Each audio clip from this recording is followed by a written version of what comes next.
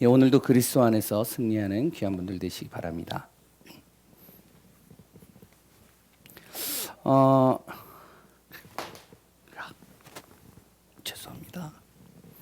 신방을 시작을 했습니다. 물론 이제 여러 가지 생각도 있고 여러 가지 또한 부분들도 있는데 중요한 것은 어떠한 환경이나 어떠한 여러 가지 상황에 따라서 진짜 해야 될 것을 하지 못한다면 그것은 목회자가 아니다. 이런 생각이 제 마음에 와요. 한 명이 되든 두 명이 되든 한 가정이 되든 두 가정이 되든 교회는 항상 어떠한 환경이나 어떠한 상황에 흔들리지 않고 정말로 영적인 부분에 있어서는 항상 앞장서 나가야 되겠다. 이런 중심으로 인도받으려고 합니다. 그래서 가급적이면은 어떤 교회들은 아직도 이제 비대면 예배로 진행이 되고 있습니다. 뭐 큰 교회도 그렇지만 작은 교회들도 그런 교회들이 꽤 많더라고요. 제 마음에는 이런 마음이 있어요. 나는 항상 예배를 드린다. 성도님들은 비대면으로 드리든 대면으로 드리든 상관없다. 그러나 교회만큼은 항상 문이 열려져 있어야 된다. 예배 드리는 그 시간에 누구나 와서 예배 드릴 수 있는 그런 문은 항상 열어놔야 된다. 그래서 한 명이 되든 상관없다. 저는 이런 중심으로 지금 인도받고 있습니다. 그래서 이제 지난주에 또 3부 예배까지 만들었어요. 오든 안 오든 상관없다. 일단 예배는 계속 만들어서 인도받는다. 왜냐면 그 속에 또한 이제 갈급한 사람이 있으면 또 와서 듣거든요. 또한 이제 진짜 필요한 메시지가 있다면 진짜 와서 듣고 또한 그 흐름을 따라서 인도받거든요. 3부 예배 때 이제 몇 명 이제 앉아서 예배 드렸는데, 이제 신방을 하면서 물어봤더니, 영상으로 이렇게 보신 분들도 꽤 있더라고요. 그래도, 뭐, 영상 숫자는 별로 안 나오는데, 그래도 그게 중요한 게 아니라, 어떻게 해서든지 성도님들이 그랬던 우리가, 말씀이 들어가고 그 말씀 속에서 영적으로 깨어 있으면, 영적으로 서버리면, 누가 사느냐? 바로 내 후대가 살아요. 내 지역이 살아요. 교회가 삽니다. 근데 예배가 서서히 무너지고 예배가 서서히 소원해지면 그러면 서서히 어떻게 하냐 지역이 무너지고 가정이 무너지고 다 무너져요. 바로 유럽이 그랬습니다. 유럽이요. 예배가 서서히 무너졌어요. 그러다 보니까 어떻게 하냐 이제 온라인으로 예배 드리는 것뿐만 아니라 주일날 한 번 제대로 드리면 되지 뭘 그렇게 예배를 많이 드리냐. 한 번만 제대로 드려도 하나님은 역사하신다. 이론적으로 맞는 말이에요. 틀리는 건 없어요. 그리고 신학자들 안에서 이제 이런 여러 가지 이야기들이 나오면서 서서히 예배는 문을 닫게 되어져요. 거기에 이제 이단들은 계속 매일같이 예배 드리죠. 무슬림 같은 경우는요. 매일 예배 드려요. 뭐 코로나 그들은 상관없어요. 여호와 증인이요 매일 모입니다. 저들은요. 그런데 진짜 정작 교회 복음 가진 교회가 이렇게 되면 되지 않지 않겠는가. 그래서 좀 오해하실 분들도 있겠지만 나온다 안 나온다 괜찮습니다. 상관없어요. 그러나 우리 예강교회는 항상 열려 있다. 항상 그 시간 되면 예배가 되어지고 진행되고 또한 영상을 통해서 계속 메시지가 공급될 것이다. 잘하든 못하든. 명절 때도 마찬가지입니다. 그래서 이제 결단을 했어요. 만약에 설 명절이 수예배다. 어떻게 해야 할까요? 예배 드려야죠. 아무도 안 나와도 나는. 그래서 이제 어떻게 하냐면 예배의 흐름을 우리가 항상 인도받으려고 합니다. 저는 다른 건 모르겠어요. 그러나 이거 하나만큼은 정확하게 알고 있어요.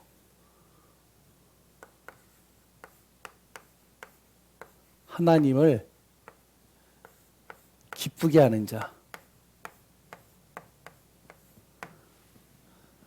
하나님도 우리를 기쁘게 하신다는 거예요.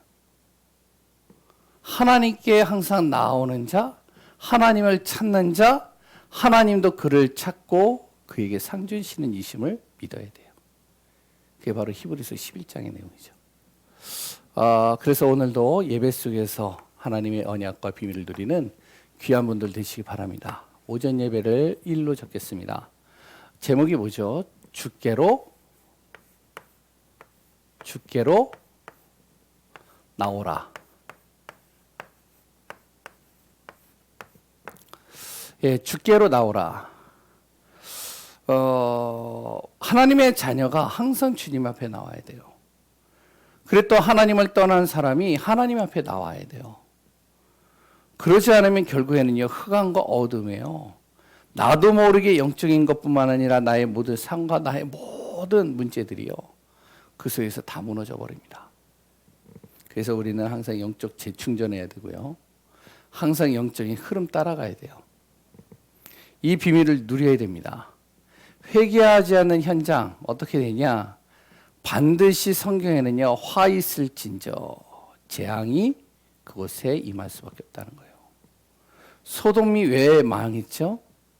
거기에요, 영적인 복음 전하는 의인 10명이 없는 거예요. 그래서 망했어요. 거기가.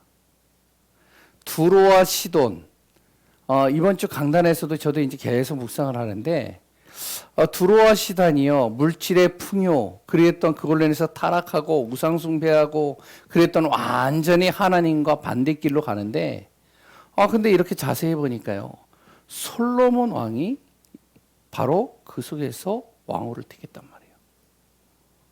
솔로몬이 진짜로 그 당시에 조금 이제 나이가 좀 들어서 좀 영적으로 좀 다운되어졌는지 모르겠는데, 진짜 솔로몬이 하나님을 기쁘시게 하기를 원한다면 그곳에 무엇을?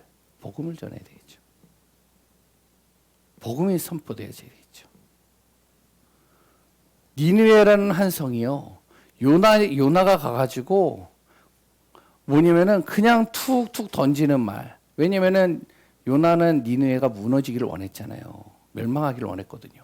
근데 하나님께서 큰 고기 뱃속에다 3일 동안 가두는 바람에 다시스로 가려고 했던 자기가 어쩔 수 없이 니느웨로 가서 한마디 던지는 겁니다. 너희들 회개해라.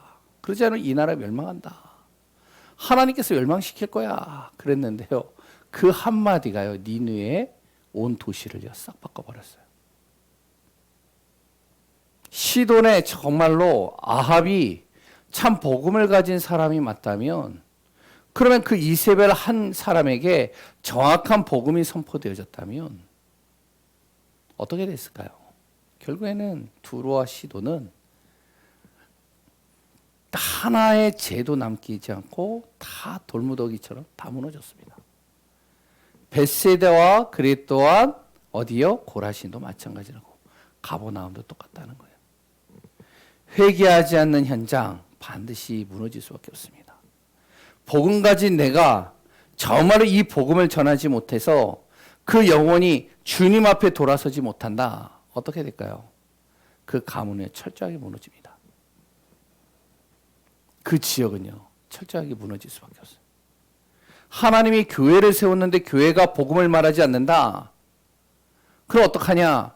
그러면 반드시 그 지역에는요, 흑암과 어둠이 사로잡힐 수밖에 없어요. 그래서 우리가 항상 어디예요?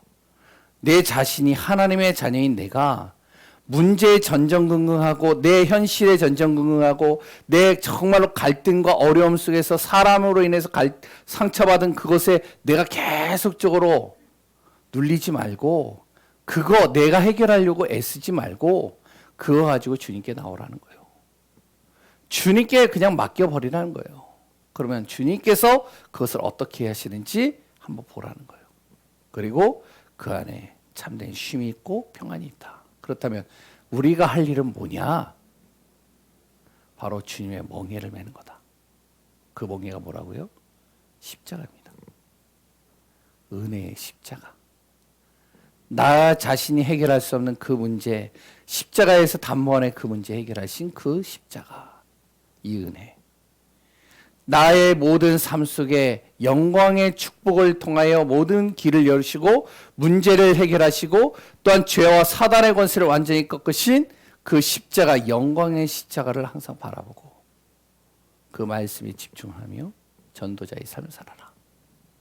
이게 바로 주님께 나와 내가 해야 될 두 가지입니다.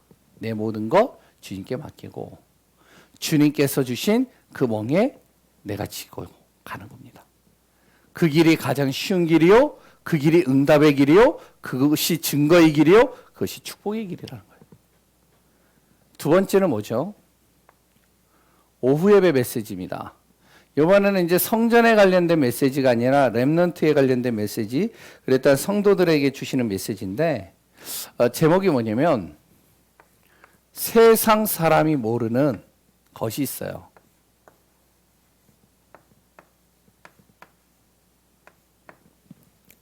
세상 사람들이 모르는 게 뭐죠? 바로 영적인 겁니다.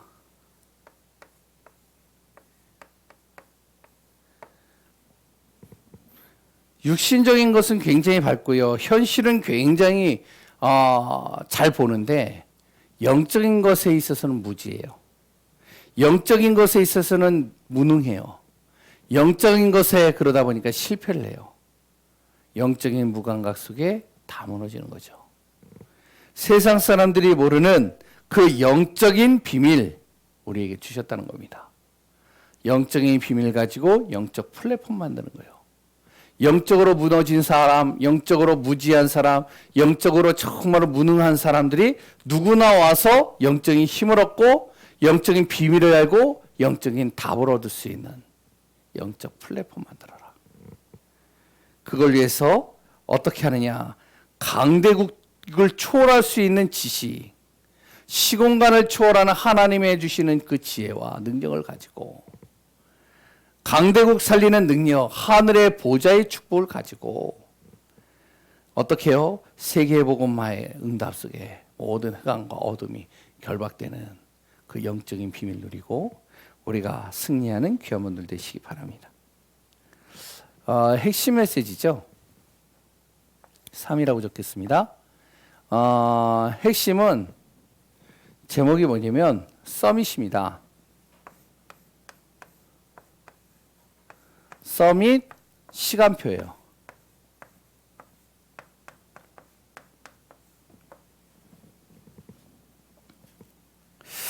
영적 서밋의 축복을 우리가 누려야 됩니다.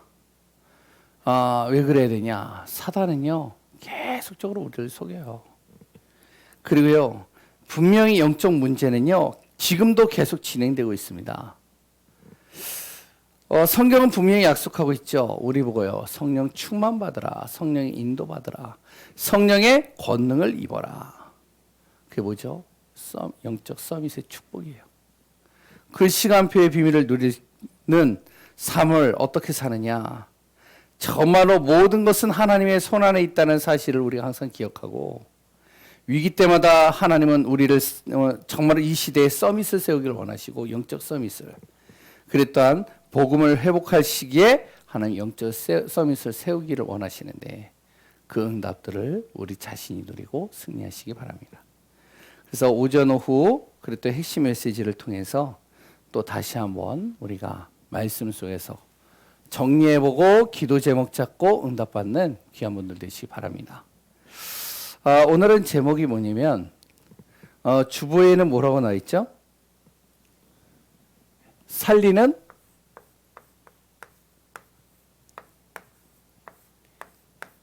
뭐라고요? 운동이라고 나와 있어요. 근데 이 앞에 뭐가 적혀져 있냐면 2, 3, 7입니다. 2, 3, 7 시대 살리는 운동이에요. 오늘 제목이요.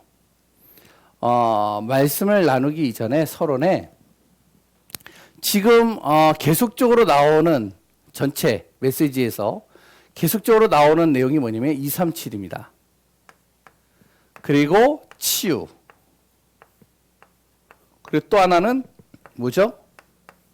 서밋. 이 세 단어가 계속적으로요. 류 목사님과 그리고 전체 우리 흐름 속에서 계속 나오고 있어요. 이게 뭐냐? 237. 전 세계의 나라가 이제 어느 정도 이렇게 국가로 인정하고 있는 나라를 따져보면 한 237개 정도 된대요. 그 237개 나라 속에 아직까지도 복음이나 문화의 혜택과 정말로 여러 가지 말씀의 혜택을 못 보는 종족이 있는데 그게 5천 종족이래요. 대략. 237, 5천 종족에 이 복음을 통해서 어떻게 하느냐? 살리는 것이다. 이들을. 그걸 뭐라고 그런다고요? 세계복음화. 이거는 누구의 소원이라고요? 하나님의 소원. 그러면 세계복음화를 어떻게 할 것이냐?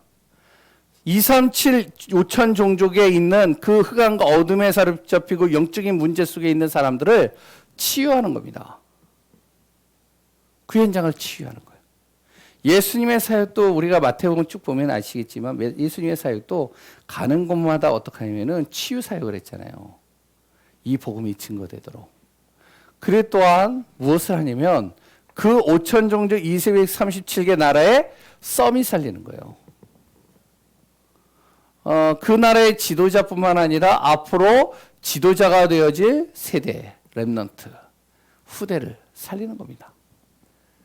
요 두 가지를 하자는 거예요. 237 세계복음화를 위해. 그것을 위해서 우리가 인도받자는 겁니다. 그렇다면 이걸 어떻게 할 것이냐? 일단은 가장 중요한 건요. 우리의 시선이에요. 나죠. 내 자신은 지금 여기에 진짜 방향 맞추고 있는가? 우리가 한번 살펴봐야 돼요. 많은 크리스찬들과 많은 사람들이요. 물론 이제 누구나 다 비슷하겠죠. 대체적으로 보면요. 의식주에 매여 있잖아요. 오늘도 무엇을 먹을까? 무엇을 입을까? 또 어디에서 거치할까? 그리고 또한 여러 가지 현실에 또 매여 있잖아요. 현실의 문제 속에서 정말로 여러 가지 어려움과 또한 여러 가지 위기와 문제가 오면 거기에 매여서 살아가고 있는 게 지금 우리의 모습이고 지금 우리의 삶이잖아요. 대체적으로.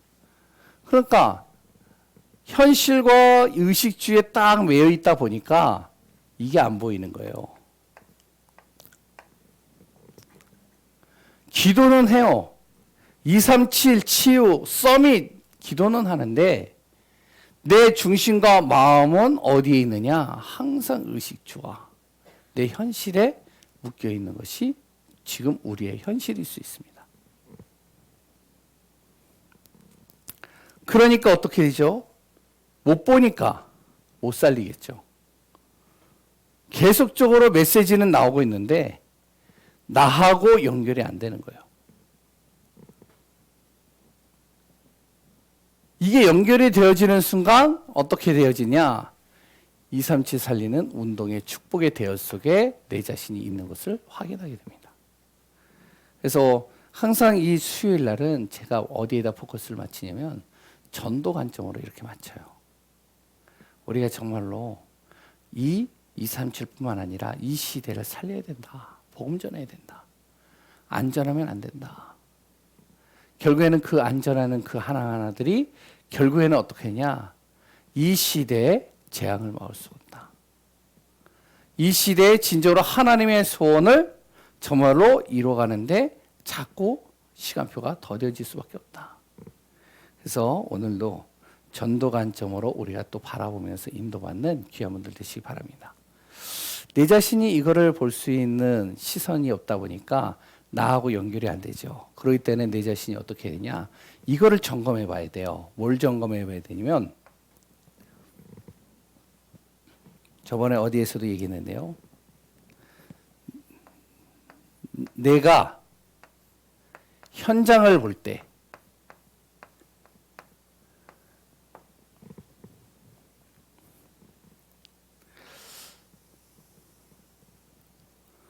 어떻게 보이느냐?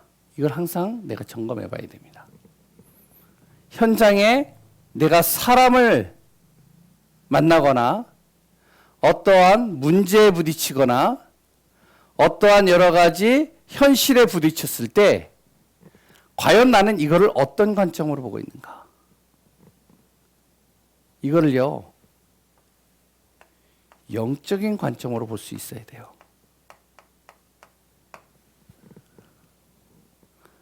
무슨 말이냐면 내 자신이요, 결혼을 했어요. 그 결혼을 했는데 그 아내가요 굉장히 연애할 때는 천사 같았는데 결혼해 보니까 아닌 거라. 그러니까 이제 어떡하냐, 속았다는 거죠. 속았다고 생각을 하니까 화가 나는 거예요. 화가 나니까 어떡하냐, 너무 답답한 거예요.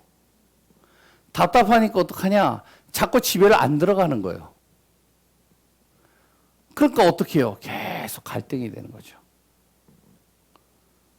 그러니까 그 밑에 있는 자녀들은 더 힘든 거죠. 현장을 영적으로 볼 수가 없는 거예요. 아니, 저 사람이 나한테 속였다. 결혼하기 전에는 저 모습이 아니었는데 결혼하고 나니까 완전히 사람이 딴판이 됐다. 그게 아니죠. 영적으로 볼 수 있어야 돼요. 원래 그 사람의 모습이 그런 모습이었어요.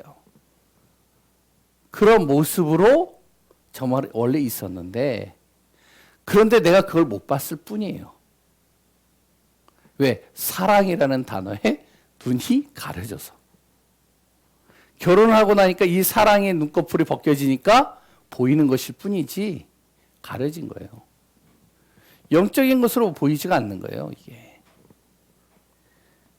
마찬가지로 문제를 만났어요. 그 문제를 딱 만났는데 이것이 문제가요, 나에게 축복인지 아니면 이것이 나에게 고통인지 이거를 제대로 판단을 못하는 거예요. 그러니까 문제를 해결하기에 급급하죠. 근데 문제를 딱 해결하고 보니까 나중에는요, 그 문제가 축복인 거라. 이런 경우들도 많거든요. 그러니까 예전에 이제 9.11 사건 있잖아요. 비행기가 그 쌍둥이 빌딩, 미국의 그 무역센터를 강타해가지고 두 쌍둥이 빌딩이 다 무너졌잖아요. 그때 이제 어떤 장로님이 어떤 이제 지사님, 장로님인 것 같아요. 장로님이 이제 출장을 가야 되는데 출장을 가서 이제 그 비행기를 타야 되는데 아내가 계속 시비를 거는 거예요. 시비를 거니까 화가 나잖아요. 그래가지고 이제 화가 나니까 싸운 거예요. 대판. 가야 될 시간을 놓친 거예요. 화가 나가지고, 열받아가지고, 막 싸워가지고, 막 서로가 막 얼굴이 붉혀질 정도로. 그래가지고 너 울긋불긋 해가지고 막 싸우고 있는데, 그런데 이제 좀 시간이 지나갔는데요. TV를 딱 틀었는데, 쌍둥이 빌딩에 비행기가 갔다가 바로 직격으로 받아가지고 그 쌍둥이 빌딩이 무너진 거예요. 알고 보니까 그 비행기가 어떠한 비행기냐, 그 장로님이 타려고 했던 비행기예요. 그 순간 이 장로님이 뭐라고 했을까요? 예? 하나님 감사합니다. 그렇게 얘기하지 않았겠어요? 잘 보세요. 내 현장, 사람을 만나거나 아니면은 나에게 문제가 오거나 어떠한 여러 가지 현실에 닥쳐 있을 때 이것을 그냥 단순하게 육신적으로 눈으로 보면은 절망이 될 수 있고 갈등이 될 수도 있고 답답할 수도 있고 진짜 내가 힘들 수도 있는데, 이걸 영적인 눈으로 딱 보게 된다면 어떻게 보이는지 아세요? 이게요, 하나님의 계획으로 보여요. 하나님의 뜻으로 보인다니까요. 그래서 가장 중요한 것은 뭐냐, 이거 일단은 생각하기 이전에 내 자신의 눈이 영적인 눈으로 바뀌어야 돼요. 뭔지 아시겠죠? 그래서 우리가 자꾸 복음 속으로 들어가야 돼요. 안 그러면 지금 눈앞에 닥쳐 있는 그 문제 가지고 나는 계속 시름시름 앓고 싸우는 겁니다. 그러니까 진짜 하나님의 자녀들이 빛을 발해야 되는데 이 문제 속에 빠져가지고 그 문제가 축복인지 그것이 고통인지 분간도 안 되고 영적인 것이 어두워져 있으니까 거기에 사로잡혀서 계속 눌려 있는 거예요. 두 번째입니다. 타인이 나를 볼 때 어떻게 보여지느냐. 이것도 굉장히 중요해요. 상대가 나를 볼 때 어떻게 보이느냐. 예를 든다면 가족이 나를 볼 때, 우리 가족이 있잖아요. 가족이 있는데 그 가족이 정현주 목사를 볼 때, 아, 우리 아빠는 어떤 사람이야. 이게 굉장히 중요한 거죠. 두 번째는요, 목사님이 나를 볼 때 어떻게 보여지느냐. 뿐만 아니라 주위 사람들이 나를 볼 때 어떻게 보여지느냐. 그 보여지는 것이 내 모습입니다. 그걸 잘 알아야 돼요. 상대방이 나를 볼 때, 저거 예수 믿는데 진짜 아니야. 이렇다면 곤란하겠죠. 근데, 진짜 저 어린 소년이 노예 생활을 하는데, 야, 진짜 봤더니 하나님 믿는다고 그래. 하나님 믿는 사람은 뭔가 다르구나. 하나님의 영에 감동되어졌구나. 하나님의 신에 충만하구나. 누구죠? 요셉이잖아요. 타인이 나를 볼 때, 야, 정말로 당신은 진짜 복음 앞에 선 사람이야. 야, 당신은 진짜 기도하는 사람인 것 같아. 당신은 정말로 전도에 완전히 생명건 것 같아. 이렇게 보여진다면 어떻게 될까요? 완전히 달라지겠죠. 이렇게 되어진 상태가 되어질 때 어떡하냐면 이게 보여요. 아무리 해도요, 내 자신이 의식주와 현실에 묶여 있다니까요. 근데 내 자신이 현장을 볼 때 이런 눈이 되어지고, 타인이 나를 볼 때 복음, 기도, 전도의 축복으로 보여진다면 나는 어떻게 했냐? 진짜 하나님 앞에서 이거에 쓰임받는 증인으로 하나님이 세우셨다는 게 내 자신이 보여지게 됩니다. 제가 왜 이걸 서론에 얘기했느냐? 이것 때문에 그렇습니다. 237 살리는 운동이라고 오늘 제목이 나오죠. 5천 종족 살리고 237 살리고요. 곳곳에 복음으로 치유 서밋을 하려면 가장 중요한 거는요, 사람의 내 힘과 노력으로는 불가능해요. 그런데 하나님은 절대 가능하시죠. 그러면 하나님이 절대 가능한 하나님께서 하시는 방법이 어떤 방법이냐? 요 237 살리는 운동을 일으키는 하나님의 방법 두 가지가 있습니다. 복음이에요. 복음 운동이에요. 복음 운동을 일으키십니다. 하나님은. 두 번째 어떤 운동을 일으키시냐? 렘넌트 운동을 일으키셔요. 렘넌트를 통해서 하나님의 시대를 바꿔가셔요. 이 두 운동을 통해서 하나님은 237을 살려갑니다. 그것을 얘기를 하고 있는 게 오늘 본문의 내용입니다. 뭐죠? 광야예요. 두 번째는 뭐죠? 미스바죠. 세 번째는요? 반응이 없네요. 예? 세 번째는 뭐라고 적혀 있죠? 도단성입니다. 네 번째는요? 예? 파수꾼이에요. 다섯 번째는요? 회당입니다. 오늘 주보에 나오죠? 예? 예. 하나님께서 성경에 쭉 이렇게 이제 모든 기록을 쭉 보면 하나님께서 광야 운동과 미스바 운동, 도단성 운동, 파수꾼 운동, 회당 운동을 일으키셨어요. 이 일으킨 배경을 한번 볼까요? 광야 뭐죠? 이스라엘 백성들이 출애굽을 하고 나서 가나안 땅에 들어가야 되는데 이들이 출애굽을 해서 가나안 땅에 들어가기 전에 먼저 정탐꾼을 보냈단 말이에요. 12정탐꾼을. 근데 12정탐꾼을 딱 보냈는데 이 12정탐꾼 중에 10명이 뭐라고 했냐? 불신앙의 소리를 한 거예요. 2명은 믿음의 고백을 했죠. 근데 많은 백성들이 누구의 말을 따랐냐면 10명의 사람들을 따랐어요. 결국에 하나님께서 이들을 광야로 다시 돌려보내셔서 광야에서 이들을 각인 뿌리 체질을 싹 바꿔버리죠.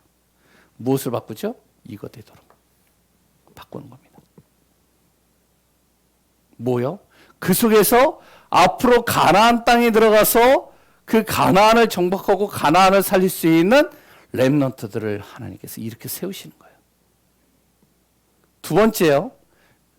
이들이 가나안 땅에 딱 들어갔습니다. 가나안 땅에 딱 들어갔는데 이제 어느 정도 정착을 하고 있는데 계속적으로 이 블레셋이요 계속 쳐들어오는 거예요. 그 블레셋으로 인해서 시달리는 겁니다. 블레셋으로 인해서 힘들어지는 거예요. 사사들이 일어났는데 그 사사들의 힘으로는 감당이 안 돼요. 계속적으로 블레셋이 공격을 하는데 거기에 눌려 있는 거예요. 우리 신자의 모습이 이렇다는 거예요. 불신자의 좀 능력이 있거나 영향력이 있거나 힘이 있는 사람에게 항상 어떻게 시달리고 눌리고 찢기는 거예요. 이게 지금 이스라엘의 모습이었습니다. 그래서 하나님은 어떻게 하셨느냐? 이스라엘의 정말로 눌린 이 인생 속에 사무엘을 통해서 복음 운동을 일으키신 거예요. 복음을 통해 가지고 미스바로 모여라. 거기서 복음 붙잡고 기도 운동을 일으킨 겁니다. 거기에 하나님께서 나중에 렘넌트를 세우셨죠. 그게 누구요? 다윗입니다. 결국엔 미스바 운동을 통해서 사무엘을 통하여 블레셋이요 감히 사무엘이 살아있는 동안에 쳐들어올 엄두조차 못 내는 거예요. 다윗이라는 인물이 딱 섰는데 그 다윗 한 사람이 딱 서버리니까 감히 블레셋이요 전쟁을 일으킬 수가 없는 거예요. 왜? 골리앗이 그 앞에 쓰러졌잖아요. 그런데 이들이요 말씀 속에서 은혜 속에서 하나님의 언약 속에서 있다가 또다시 문제가 온 겁니다. 어떤 문제가 왔느냐? 지도자가요 복음 모르는 지도자가 딱 나온 거예요. 그 복음 모르는 지도자가 딱 나와서 나라를 완전히 엉망으로 만들어버리는 겁니다. 완전히 이상한 아내를 취해가지고요 곳곳에 막 우상들을 퍼뜨리는 거예요. 바알과 아세라 신들을 계속 만들어가지고 완전히 영적으로 무너지고 삶에 무너진 거죠. 지도자 한 사람으로 인해서요. 그러니까 거기에 복음 가진 하나님의 자녀, 구원받은 하나님의 자녀들이 거기에 완전히요 눈치 보면서 자기의 목소리 하나도 못 내고 완전히요 눈치 보면서 사는 겁니다. 지금 우리 현실의 모습과 비슷하잖아요. 구원받았다라고 하는 하나님의 자녀들이요 렘넌트들이요 학교에서요 당당하게 내가 렘넌트라고 말 못해요. 하나님의 자녀라고 말 못해요. 직장에서요 구원받은 하나님의 자녀들이요 내가 정말로 구원받은 하나님의 자녀다. 이 직장은 나 때문에 하나님께서 복 주신 직장이다. 감히 말 못해요. 왜? 거기에 지도자, 거기에 정말로 오너, 거기에 이제 권세 있는 사람, 여기에 이제 완전히 눌려버린 거죠. 그랬을 때 하나님이 누구를 들어서 썼느냐? 엘리야라는 한 사람을 들어서 엘리사를 하나님께서 찾게 만들어가지고 도단성 운동을 핀 겁니다. 뭐죠? 복음 가진 사람들을 모으기 시작한 거예요. 선지자들이죠. 젊은 선지자들, 이 복음 가진 사람들을 모아서 복음 운동을 핀 겁니다. 거기에서요. 거기에서요, 후대들을 일으킨 거예요. 얼마 안 돼서 어떻게 하면 우상은 다 무너지고 그 지도자는 완전히 꺾여버리고 그 온 나라가 하나님 중심된 나라로 딱 세워버린 거예요. 그 순간 아람 나라가 감히 이방의 우상 섬기는 아람 나라가 감히 쳐들어오질 못해요. 그런데 이들이 또 어떡하냐? 하나님의 말씀과 정반대의 길로 또 가는 거예요. 정반대의 길로 가니까 어떡하냐면 나라가 결국에는 다 망해버린 거예요. 영적으로 무지해져 버린 겁니다. 영적으로 무지해져 버리니까 어떻게 하면 나라가 쑥대밭이 돼가지고 완전히 예루살렘 성전은 무너지고 이스라엘 자손들은 다 끌려가고 그랬던 노약자만 남고 완전히 집안에 있는 모든 기물들은 다 뺏어가고 나라가 쑥대밭이 돼버렸어요. 희망도 없고 소망도 없고 완전히 다 무너진 시대가 돼버린 겁니다. 그랬을 때 하나님께서 또 이사야라는 사람을 들어서 복음 운동을 하게 만드시는 거예요. 복음 증거하게 하시는 거죠. 그리고 그 이사야를 통해서요. 우리가 너무나도 잘 알고 있는 이사야 6장 13절. 이 상황에서도 거룩한 씨가 있다. 이 씨가 바로 그루터기다. 이들 살려내라. 렘넌트 운동한 겁니다. 어떻게 했죠? 나라가 다 회복돼 버린 거예요. 또 그런데 어떻게 하면 나라가 하나님의 복음하고는 전혀 상관없이 또 사는 거예요. 나라가 속국돼 버렸어요. 그때 하나님께서 초대교회 성도들과 바울을 이렇게 세운 겁니다. 이 당시에는 어떠한 상황이었죠? 지식과 문화에 완전히 영향을 받은 거예요. 후대들까지도요. 세상의 지식과 세상의 문화에 완전히 렘넌트 후대들이 다 영향을 받아가지고 다 무너지기 시작하는 거예요. 이랬을 때 바로 바울이라는 한 전도자가 복음을 딱 들고 회당으로 들어간 겁니다. 거기에서 렘넌트들에게 이 복음을 가지고 그들을 깨우기 시작하는 거예요. 렘넌트 운동한 거죠. 제가 왜 이렇게까지 얘기를 하죠? 우리가 237 살리는 운동 아주 어떻게 보면 간단할 수 있습니다. 제대로 하면 돼요. 복음 운동과 렘넌트 운동 제대로 하면 돼요. 그럼 어떻게 해야 되죠? 제일 먼저 복음 회복해야 됩니다. 우리 자신이 복음이 회복되어져야 돼요. 뭐죠? 예수님만이 길이다. 예수님만이 참된 해방, 자유함을 주신다. 모든 인생의 문제에서 예수 그리스도만이 사단의 권세, 지옥의 권세, 모든 사망의 권세를 꺾는 유일한 길이다. 그래서 나는 오늘도 그리스도 붙잡는다. 요거에 결론을 내려야 돼요. 제일 먼저 이게. 두 번째는 뭐죠? 기도 회복입니다. 모든 교육자, 모든 중직자, 모든 성도가 깨어 기도해야 돼요. 이 운동이 무슨 운동인지 아시죠? 하나님께서 이들을 이곳에 모아가지고 뭘 하셨는지 아시죠? 복음 회복시키고요. 기도 회복시켰어요. 모여서 원네스가 돼서 기도하게 만들었어요. 모여서 정말로 원네스가 되어져서 우상의 짓밟힌 땅, 그래 또한 지도자를 통해서 완전히 무너진 이 지역, 이 나라, 그래 또한 불신자와 여러 가지 이방으로 인해서, 이단으로 인해서 완전히 눌릴 수밖에 없는 지금의 현장, 어떻게 이기느냐? 하나님의 능력으로만이 가능하다. 그래서 우리는 기도해야 된다. 기도할 때 무슨 일이 난다고요? 시공간을 초월하는 하나님의 성삼위 하나님의 능력이 임하는 겁니다. 기도할 때 어떤 일이 일어나죠? 보좌의 축복이 움직이는 거예요. 그래서 예전에 책 읽어보신 분들도 있겠지만 하늘 보좌를 움직이는 기도라는 책이 있어요. 우리가 기도할 때 하나님께서는 하늘의 보좌를 움직이는 거예요. 이 땅 딱 기다리고 있다가 내가 기도하는 그 순간, 그 타임을 놓고 하나님께서 하늘 보좌의 축복을 열어버리시는 겁니다. 믿으시기 바랍니다. 세 번째, 기도할 때 어떤 일이 일어나죠? 흑암이 무너지는 겁니다. 그래서 우리가 기도하는 거예요. 기도가 회복되어졌죠. 마지막 한 가지 더 얘기를 하겠습니다. 세 번째,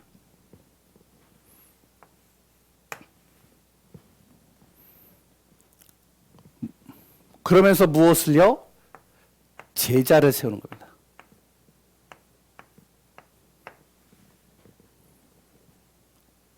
제자가 얼마나 세워졌느냐에 따라서 시대복음화, 세계복음화는 빨리 와요. 그래서 류 목사님이 계속 얘기한 게 뭐죠? 1천만 제자. 수도 민족복음화할 몇만? 40만 요원. 수도권 복음화할 10만 요원. 붙여주옵소서. 강북에요. 이 강북의 인구가 한 600만 명 된대요. 강북에 이 600만 영혼 살릴 몇 명? 3만 제자 붙여주옵소서. 이 지역, 하나님께서 예관교회를 세우시고 이 지역을 복음화하기 위해서 하나님 우리 교회에 몇 명? 1천 제자 붙여주옵소서. 그래서 이걸 놓고 기도하는 거예요. 제자가 일어나는 만큼 어떡하면 시대복음화, 세계복음화, 지역복음화 일어납니다. 그럼 어떤 제자냐? 다음 세대까지 복음 전할 제자.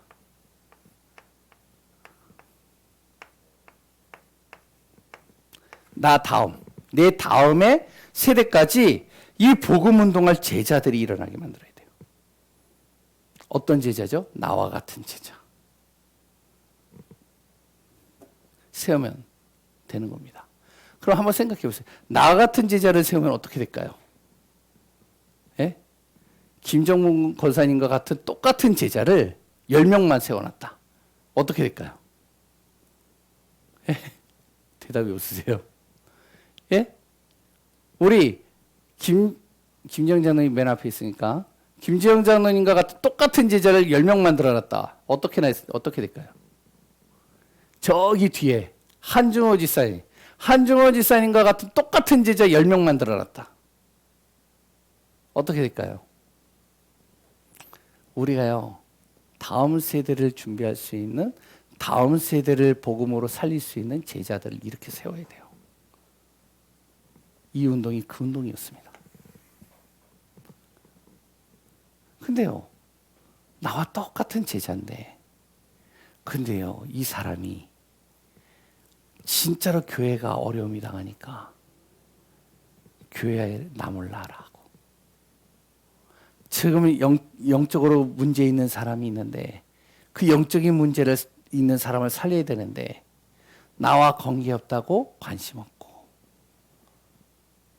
진정으로 우리가 세계복음화하기 위해서 선교하기 위해서 헌금해야 되는데 헌금이 아까워서 헌금할 수 없고, 이런 제자가 우리 교회에 한 10명, 100명 된다. 그럼 어떻게 될까요? 이런 제자들이 곳곳에 계속 일어난다. 어떻게 될까요? 교회가 무너질 수밖에 없겠지. 우리가 어떤 제자요? 다음 세대 살릴 수 있는 제자. 다음 세대도 이 복음 회복하고 기도 회복할 수 있는 제자. 이런 제자를 세워야 돼요. 그럼 어떤 제자로 세워가야 되느냐? 우리가 기도해야 되겠죠. 생명건 제자입니다. 어디예요? 복음의 생명건 제자예요. 이게요, 굉장히 중요해요. 복음에 딱 생명건 제자들이 돼야 돼요. 저도 이게 이제 지금 계속 제 기도 제목인데, 하나님, 그래서 어디든지 제가 가겠습니다. 복음을 전하는 곳이라면 제가 가겠습니다. 그러니까요, 눈이 좀 별로 안 좋은데도 뭐 오라고 그러면은 1시간 거리도 가요. 그냥 2시간 거리도 가요. 그러면서 이제 가면서 기도하죠. 하나님 앞에. 하나님, 이 눈을 가는데 하나님께서 지켜주시고 나와 같은 똑같은 생명건 사람을 나에게 붙여주셔서 동역하게 해달라. 두 번째요. 어떤 제자죠? 어떤 순간에도 복음 놓치지 않고 지속할 제자입니다. 이런 제자가 필요해요. 조금만 일이 있으면 지속 안 해요. 세 번째는 이것도 중요해요. 아무리 지속을 하고 아무리 생명을 걸어도 열매가 안 맺혀지면 아무 소용없겠죠. 그래서 어떻게 해요? 전도 열매 맺는 제자. 이런 제자들이 계속 나와야 돼요. 이런 제자의 축복을 누리는 또한 여기 계시는 분들 되시고 온라인 통해서 예배드리는 분들 또한 우리 정말로 다음 세대 후대 렘넌트들이 되기를 소원합니다. 결론입니다. 지금부터 우리는 하나님께 받은 응답 잘 누려보시기 바랍니다. 뭘 받았죠? 로마서 16장 20절이에요. 내가 구원받은 순간 사단은 발 앞에 불 끓게 하나님 만드셨어요. 내가 모르니까 자꾸 속는 것일 뿐이지 주님께서는 사단을 내 발 앞에 무릎 꿇게 하셨습니다. 로마서 16장 25절 27절 받을 응답이죠. 영세전에 감추어진 복음, 지금 나타나시고 영원토록 세세무궁토록 성취되어질 이 복음은 앞으로도 내 가는 발걸음에 하나님께서 성취시켜 가시고 인도해 갈 것입니다. 이 응답 누리는 귀한 분들 되시기를 소원합니다. 하나님 감사합니다. 237이라는 단어가 나와 연결되게 하여 주옵소서. 나의 업과 나의 삶과 나의 가는 발걸음 속에 237이 정말로 항상 마음에 품어지게 하여 주옵소서. 복음운동 일으키며 렘넌트 후대 운동 일으키는 자 되게 하여 주옵소서. 그것을 위하여 복음 회복시키시고 기도 회복시켜 주시고 정말로 나를 통하여 제자들이 일어나게 하여 주옵소서. 살아계시고 역사하시는 예수 그리스도의 이름으로 기도합니다.